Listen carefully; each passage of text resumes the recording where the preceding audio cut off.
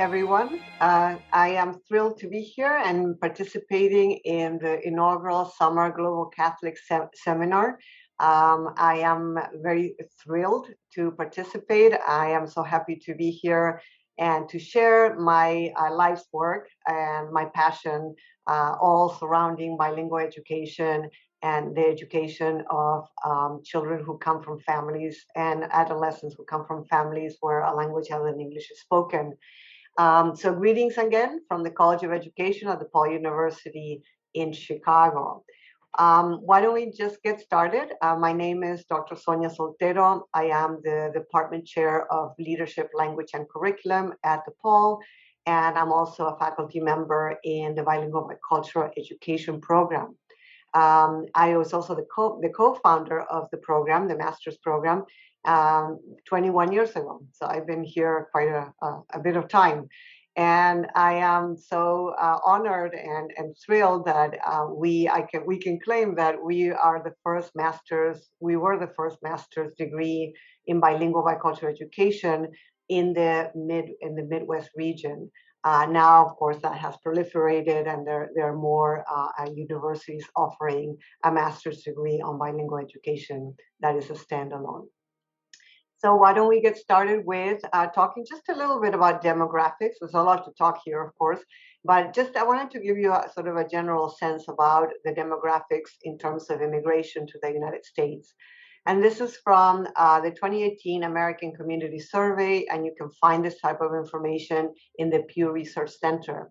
And so, not surprising, we have 25% of the share of all immigrants come from Mexico, and followed by China, India, Philippines, and El Salvador, which are the top 5 countries of origin of recent immigrants.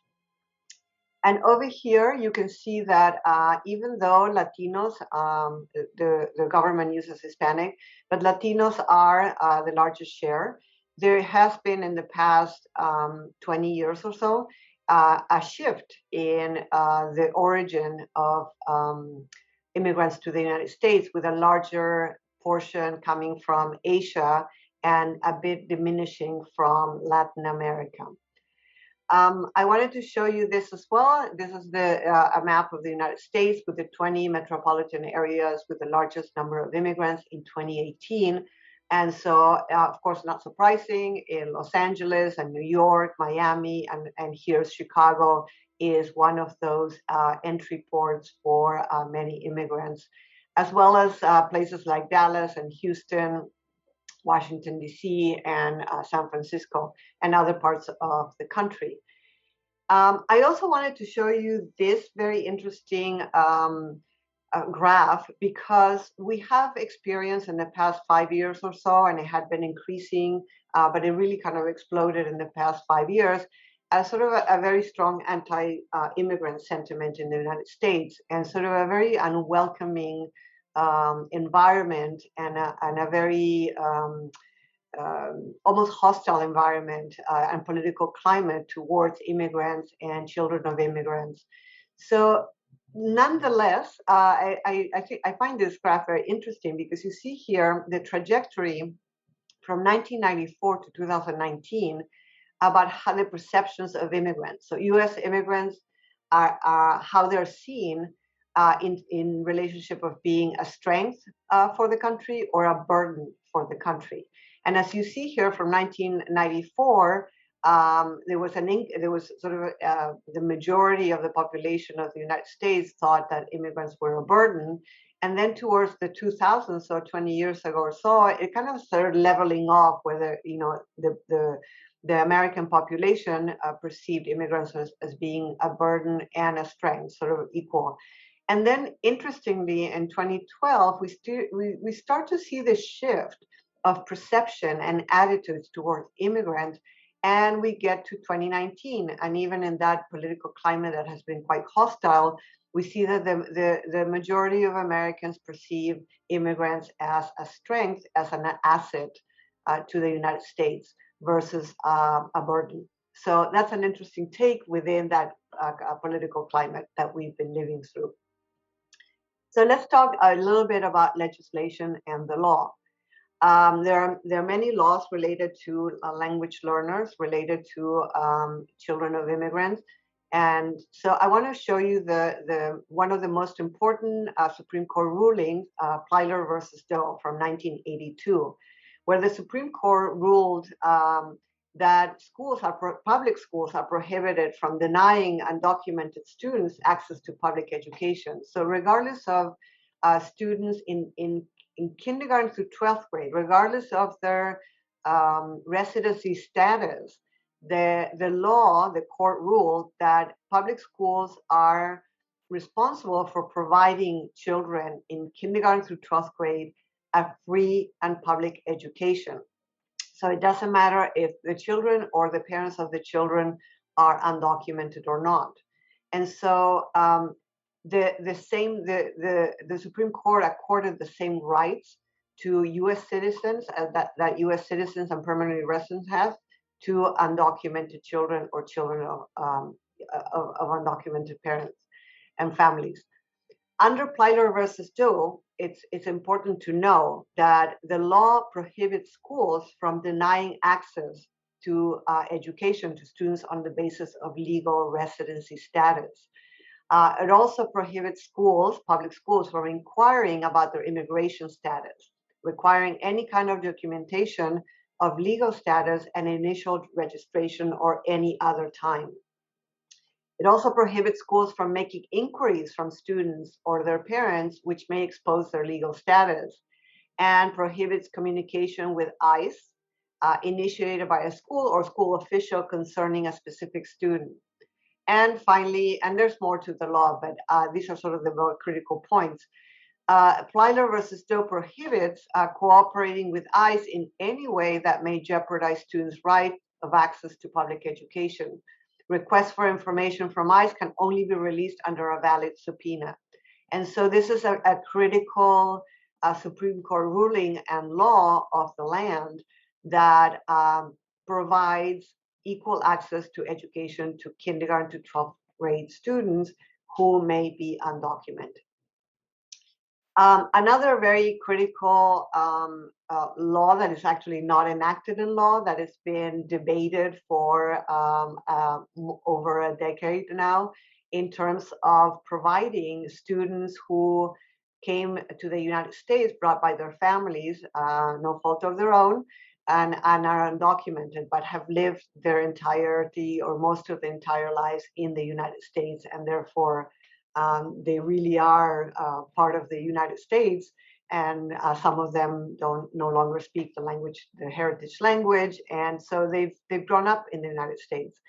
So the DREAM Act stands for Development, Relief, and Education for Alien Minors Act.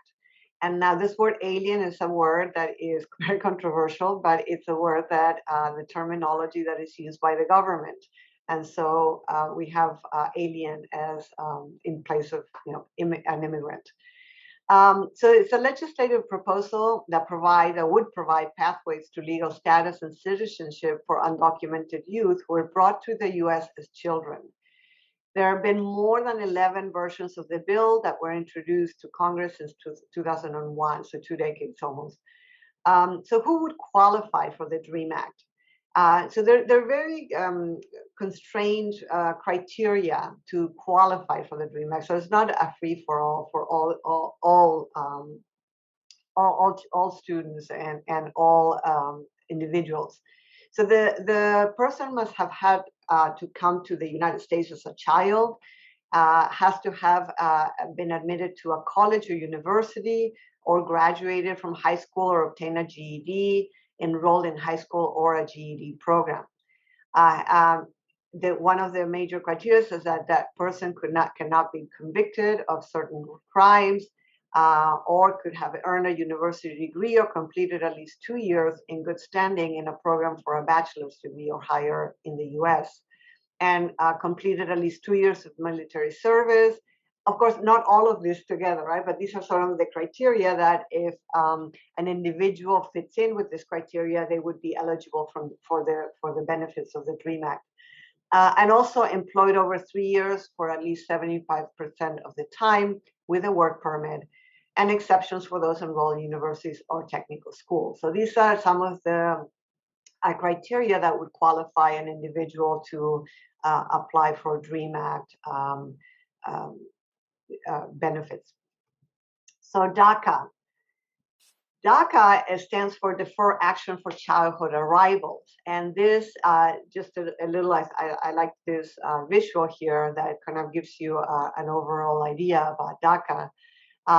Is a program that was established by the Obama administration in 2012 that allows unauthorized immigrants that came to the US as children to avoid deportation and receive permission to work and study in the US. And again, there are all these criteria to be eligible. And so since 2012, there have been almost 800,000 DACA applicants that have been approved for the 2-year work permits. Now, since the Biden administration, this has been revived in terms of DACA and the DREAM Act, and hopefully we will move forward to making the DREAM Act happen in Congress. So DREAM Act and DACA. There's a lot of mythology around DACA, or what are called dreamers. These young children that came to the US and were brought by their families and have, for all intents and purposes, just grown up in the United States, have gone to school in the United States, are fully English speakers, etc. And so they're really a part of the fabric of the American society. And so there are many benefits that outweigh the disadvantages in having the DREAM Act and DACA have the rights that all individuals would have in the US. Helps alleviate labor shortages in the US, increases income and tax base for state, federal, and local governments, improves national security and military recruiting. There are a lot of DACA dreamers in the military. Increases global competitiveness in using skilled US trained professionals, decreases cost and social welfare, public service and incarceration, rewards commitment to education, reduces dropout rates, does not cost states any additional funds. On the contrary, the dreamers are actually people that contribute greatly to the US economy, saves taxes, taxpayer money.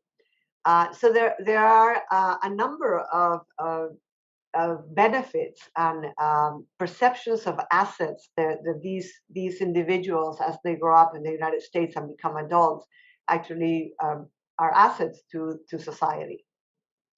So in the state of Illinois, there are various states across the United States that have their own state DREAM Act. We in the state of Illinois do have a DREAM Act. And I'll tell you just a little bit about it. It was signed into law in 2011, so 10 years ago. And it's the first state in the country to create a private scholarship fund for undocumented youth. And so this is one of the differences with some of the other states that have a DREAM Act, state DREAM Act, is that there are no public funds that go to these scholarships to help dreamers get into universities. So they're all funded by private donations and donors and private funds. Creates a college scholarship program for immigrant students, allows children of immigrants to get an Illinois driver's certificate. Very critical because we have students that live all across the state and may not have easy access, especially in rural and suburban areas, to public transportation. Students can take part in Illinois 2 college tuition programs. So we have 2 of these programs, the State Treasurer's Bright Start College Savings Program and the Illinois Pre-Pay Tuition Program. It's funded, again, I mentioned before, by private donations, not public funds. And again, there are qualification criteria. So it's very similar to the National DREAM Act that has not passed yet. Has lived with the parents or guardians while attending high school in Illinois, attended a high school in Illinois for at least 3 years before graduating or receiving a GED, and have at least one parent who immigrated to the US. So that is the DREAM Act that has passed into law for the past 20 years in the state of Illinois. Okay, I'll take just a moment for you to take a look at these signs. across the US in various public spaces, and I'll give you a moment to read these.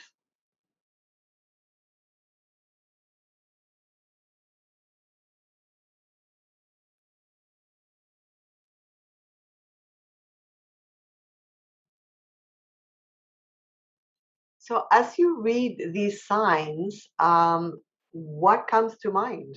What comes to mind when you see this type of signage in public spaces, going into, private restaurants and things like that, and imagine yourself looking through the lens of an immigrant, looking through the lens of um, uh, an individual who is a U.S. citizen but may have parents or family members who are immigrants to the United States.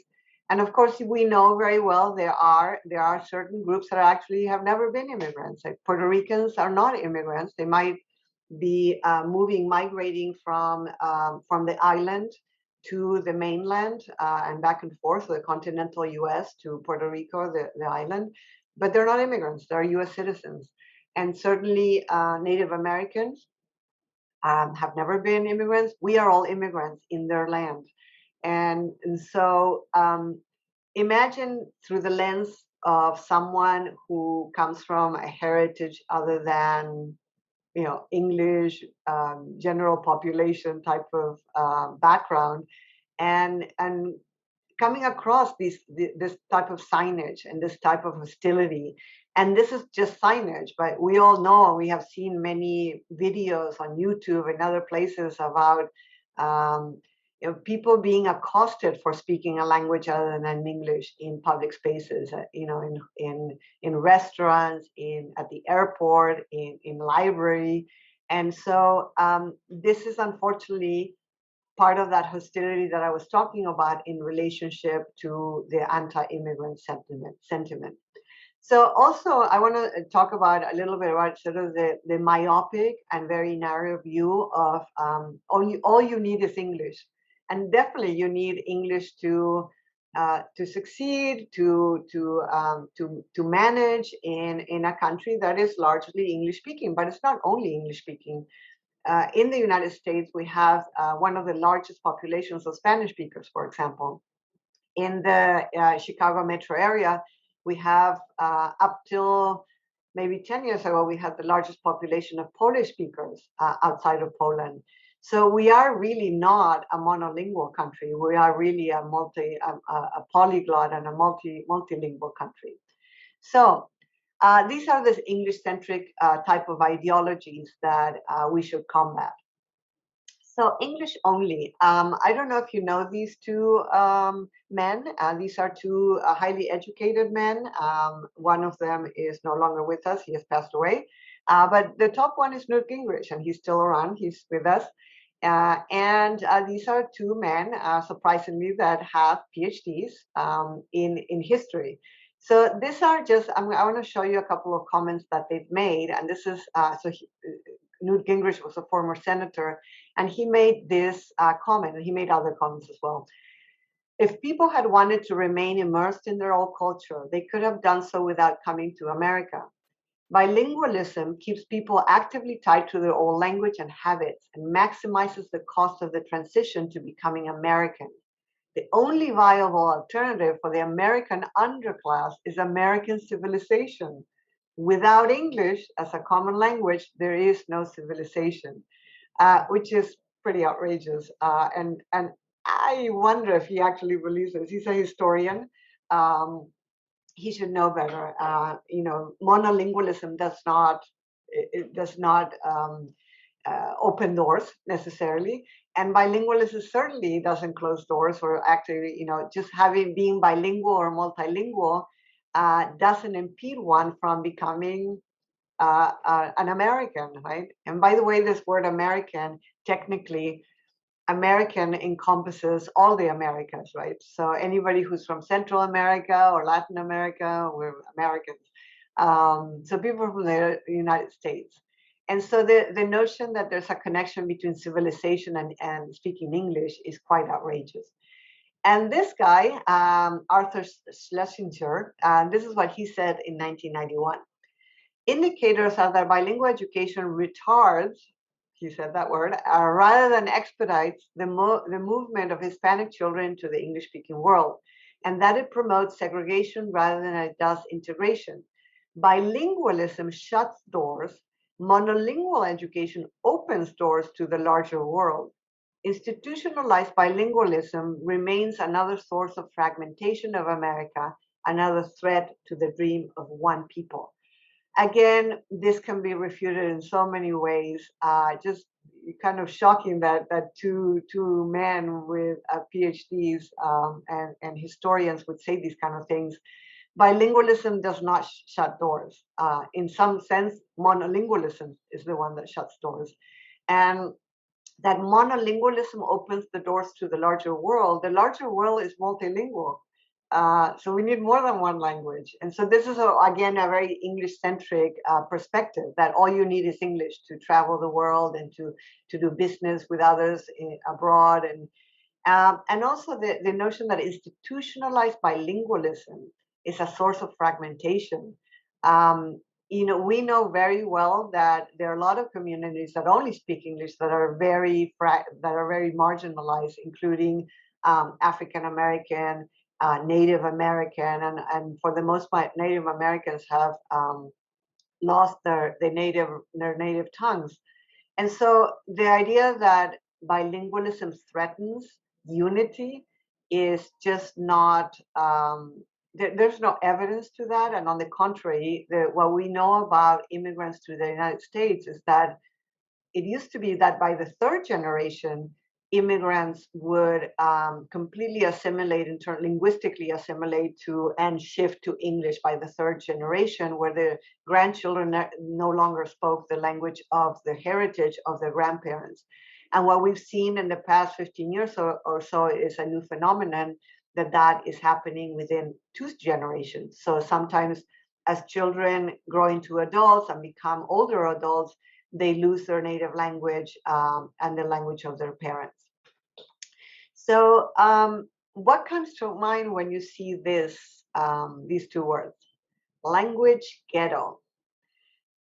So language ghetto is, I don't know if you remember from the early 1900s, where they used to have the immigrant ghettos in places like, New York City and other, cosmopolitan, large cities or ports of entry. And so Newt Gingrich, and again, this is in 2007, this is what he said. We should replace bilingual education with immersion in English so people learn the common language of the country and they learn the language of prosperity, not the language of living in a ghetto. Meaning, and of course, he was talking about Latinos and he was talking about Spanish. So to him and to others, Spanish is the language of living in a ghetto. It's pretty outrageous. Spanish is the language of Cervantes, is the language of so many intellectuals and writers, and so the notion of trying to diminish a whole language, and by the way, Spanish is spoken more by first native speakers than English in the world. There are 450 million people in the world that speak Spanish, and so and to say that the English is the language of prosperity is an interesting twist or take, because we have a lot of people of color, but also white communities that live in extreme poverty. So there's a large majority of white people in several parts of the country, especially in rural areas, that live in extreme poverty, and they speak English, and yet they don't live. It's not the language of prosperity for them, right? So all of that to come to thinking about, why do we have this sense of pro-English only sentiment and a sentiment against multilingualism? we need to understand that there are costs to being monolingual and to being an English-only society, which we're not, but to promote that, there are costs to society and the individual. Educational costs of English only. The United States devotes a lot of time and a lot of money for foreign language training. US schools have a record of producing lower level competencies in a second language than other industrialized countries. Economic costs. The US multinational businesses are hampered time and again by the low numbers of Americans competent in other languages. They're always looking for people, individuals, professionals who have professional degrees that are bilingual, not just bilingual, but biliterate. They can read and write in two languages. National costs. Millions of dollars are spent annually training foreign service and military personnel in foreign languages. Time and effort costs. It takes time, effort, commitment, motivation, hard work to learn a foreign language in high school or college, but much less effort to maintain a language that's already learned at home, that is already part of their linguistic heritage. And so I think all of us have taken a foreign language in high school or college, and for a lot of us, it has not been easy, right? And unless you use that language, and unless you are engaged with speakers of that language, it doesn't stick, no? And then cognitive cost. Monolingual children miss out in not developing more than one language. We know from a lot of neuroscience research and neurolinguistic research that bilingual children and individuals, adults or young adults, have higher performance abilities on tasks requiring linguistic and cognitive flexibility. So there are all kinds of benefits and advantages in terms of cognition and having stronger flexibility in the way that we think when we are bilingual or multilingual. So bilingual education. What is bilingual education? Who is bilingual education for? And why is bilingual education controversial in the US? And think for a moment about these questions, and what do you know? What have you heard? What have you read? And so oftentimes, unless you are in bilingual education or language education, there is a lot of mythology, and there is a lot of misconceptions and misunderstandings about what bilingual education is. So in a nutshell, bilingual education provides instruction in a student's native language while they're developing English as a second language. And the whole reason for doing that, to provide that instruction and access to the curriculum in the student's native language, so that they understand it and they can progress academically while they're learning English as a second language.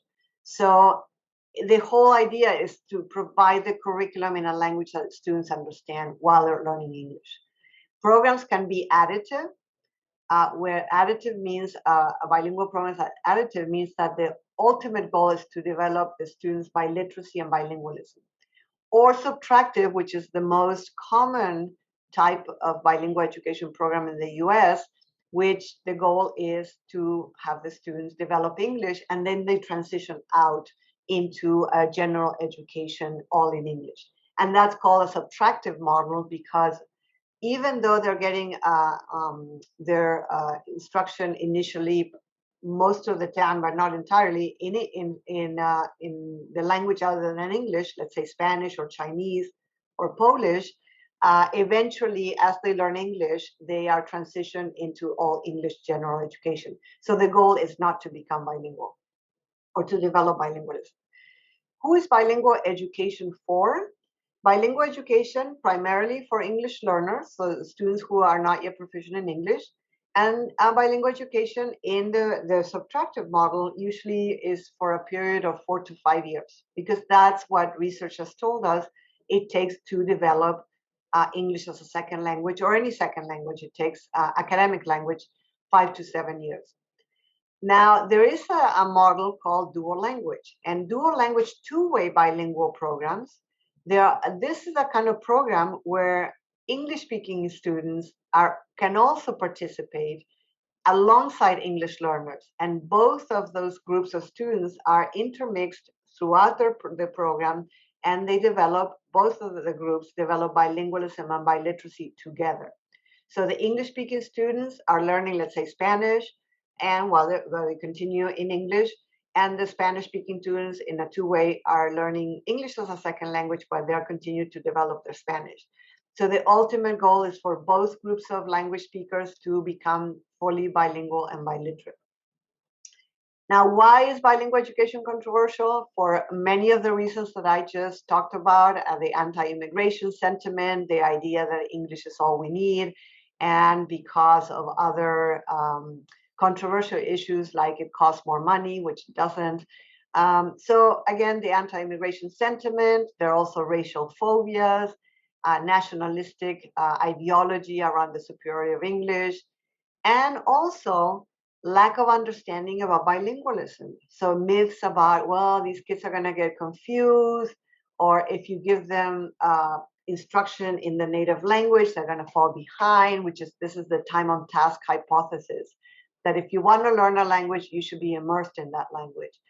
And that's the case, and that is the true case for if we're learning a foreign language, that I want to go and be immersed, right, for a bit of time. Maybe I'm learning French, I want to go to Canada or to France and be immersed.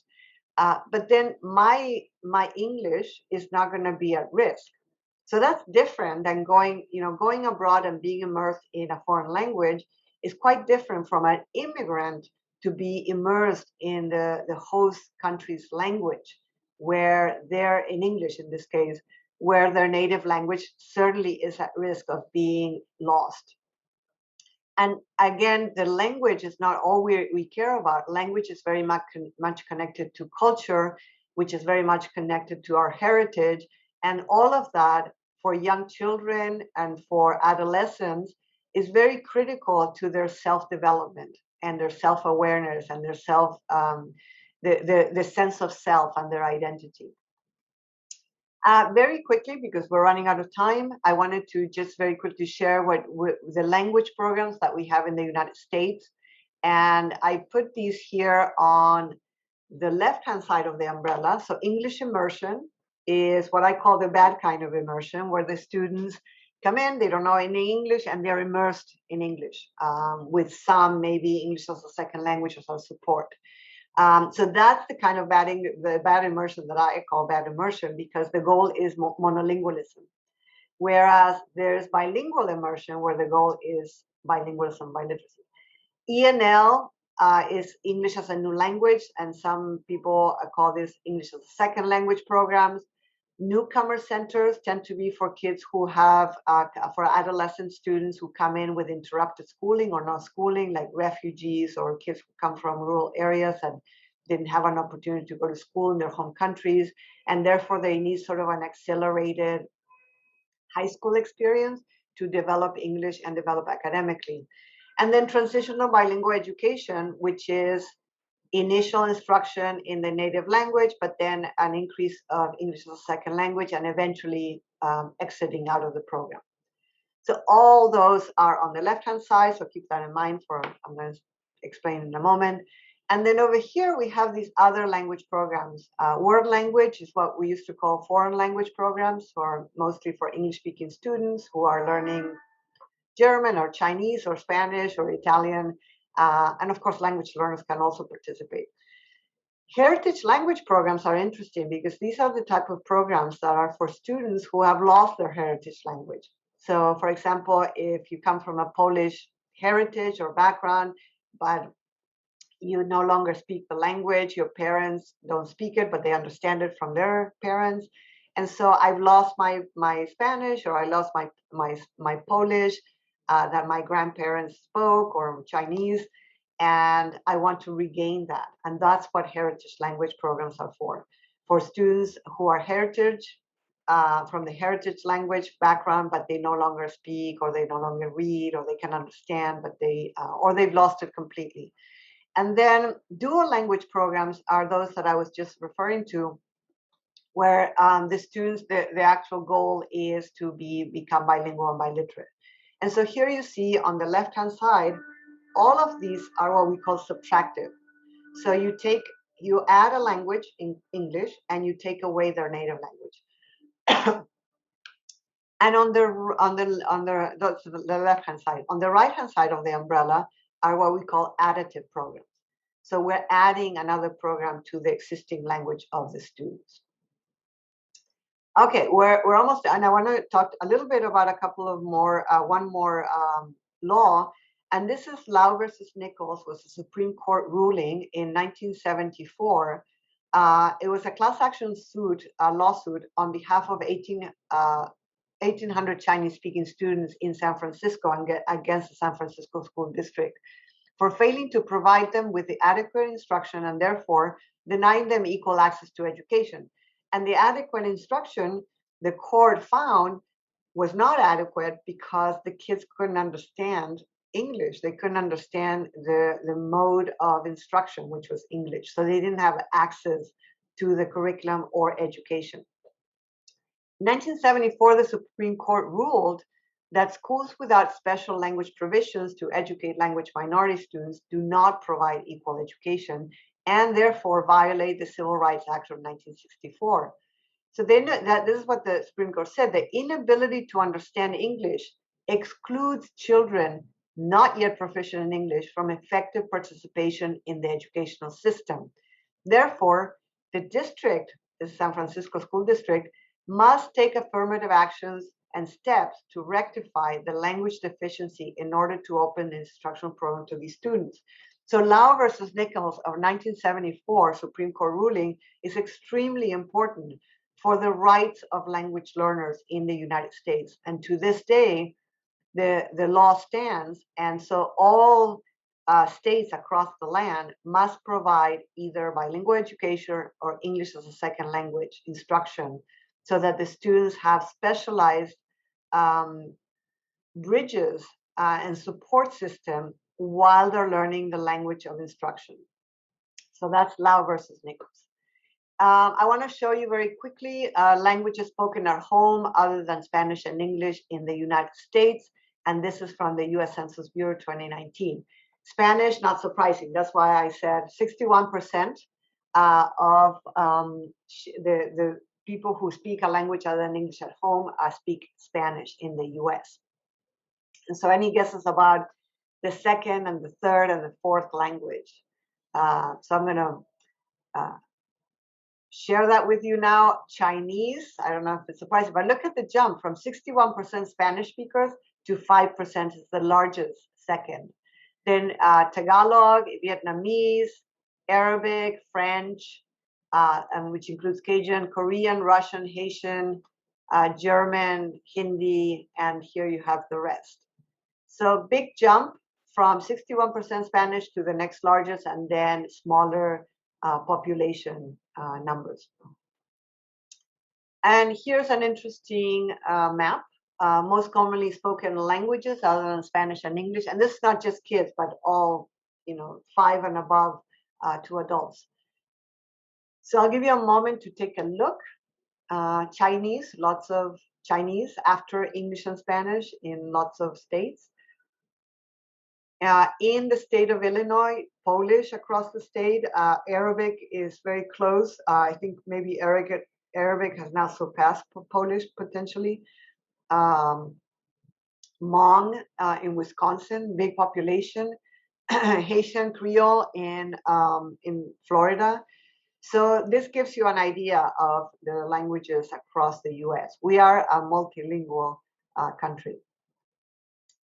And very quickly, here's English language learners in the U.S. Some critical numbers. The most important is that the United States, again, 80% are in Spanish. The next largest in the US population of English learners in K-12 is Arabic, followed by Chinese and Vietnamese. Important, to me, the most important piece of information here is that 85%, the majority of students who are English learners, who are not yet proficient in English, are US citizens. 85% in pre-K-12. In pre-K5 are U.S. citizens born in the United States. That number is lower just a bit in 6th grade through 12 to 62%. So the majority of these students are US citizens, and so we need to keep that in mind. What another interesting issue here is that ELs, we know from research that ELs have less access and participation to preschool programs, and therefore that sort of puts them at a disadvantage when they go into kindergarten through 12th grade. So this is just a little bit more of information specifically related to English learners. And I want to close with a couple of quotes. This is from the US News and World Report 2015. The global market will include a very crowded field of well-educated graduates from Europe, China, Mexico, and many other countries who have mastered English on top of their mother tongue. The reality of the 21st century job market is that Americans will be competing for a job where, with other competencies being equal, they will be compared to a multilingual candidate. So again, the notion that monolingualism shuts doors and all those kind of things that these two guys that I shared with you earlier maintain is just not, there's no evidence for that. On the contrary. Demand for bilingual workers in the US more than doubled. In 2010, there were about 240,000 job postings aimed at bilingual workers. And by 2015, it ballooned to about 630,000. And this comes from, not lost in translation, the growing importance of foreign language skills in the US job market. And it's a report from 2017 that you can download from the web for free. And they also said, in here they found that employers are increasingly looking for workers who can speak Chinese, Spanish, and Arabic. And employers posted more than 3 times more jobs for Chinese speakers in 2015 than they had 5 years earlier. So this is the trajectory. US jobs ads listing Spanish or Arabic as a desired skills increased by 150%. And this is data from 2015. So imagine from 2015 to 2001. Probably has increased, even with the anti-immigrant period of time that we had for 4 years under the former administration. And I won't show you this because we don't have time, but this is in the DePaul website, the College of Education. If you look for bilingual bicultural program, you will see a very short clip that I think you might enjoy about the benefits of English as a second language and bilingual education and our program at DePaul University. And again, here, if you're interested, bilingual bicultural education on DePaul, we have an undergraduate minor and a master's degree that leads to bilingual ESL endorsement and DePaul bilingual and ESL certificate. With that, I thank you so very much for participating in this short seminar about bilingual education and immigration. And I hope that it was beneficial and worthwhile. And again, thank you for joining me and thank you for being part of this seminar.